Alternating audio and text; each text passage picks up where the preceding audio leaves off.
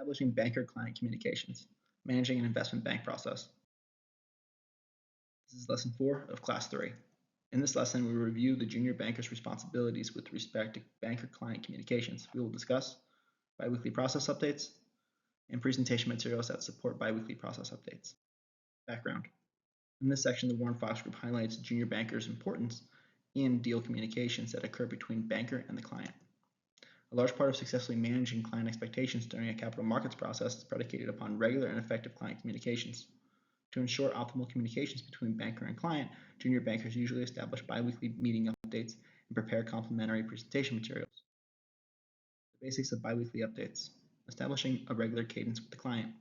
Following the kickoff meeting, the bankers should establish a regular cadence of communication with the client, which is usually embodied through a process update meeting that occurs on a biweekly basis. In this instance, biweekly means twice a week. The junior bankers will be responsible for curating materials that guide the process update meetings. Presentation materials for process update meetings. Presentation materials for process update meetings will likely include 4 main sections: an executive summary, outstanding due diligence items, deal timeline, and outreach statistics. Executive summary. Section 1. The main objection of this section is to provide a real-time process update for the client, relaying the most pertinent action items and a high-level overview of the process. Bankers will also cover next steps, necessary items needed from the client, any process bottlenecks, the general feedback from the market, and a quick overview of outreach.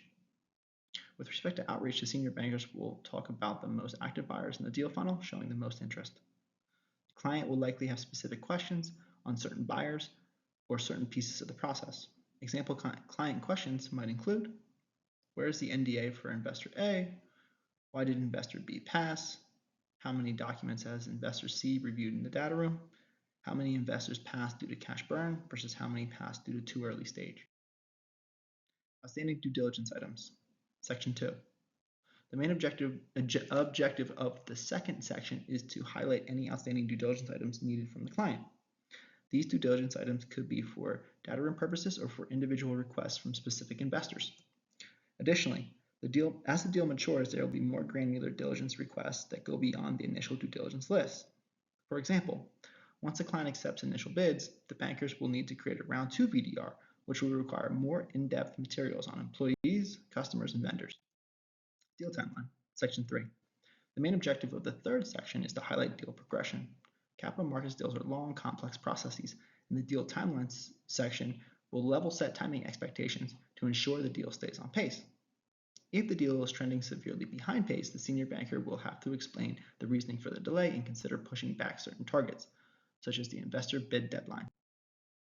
Outreach statistics. Section 4. The main objective of the last section is to provide the client with a high-level overview of outreach and the current deal funnel. Junior bankers will create an output from the contact log similar to the output utilized in the outreach summary and the workstream emails. Remember, junior bankers should never expose investor contact information to the client in this section. Thank you for tuning into this lesson, and please tune into our next lesson, which will cover introductory calls with investors.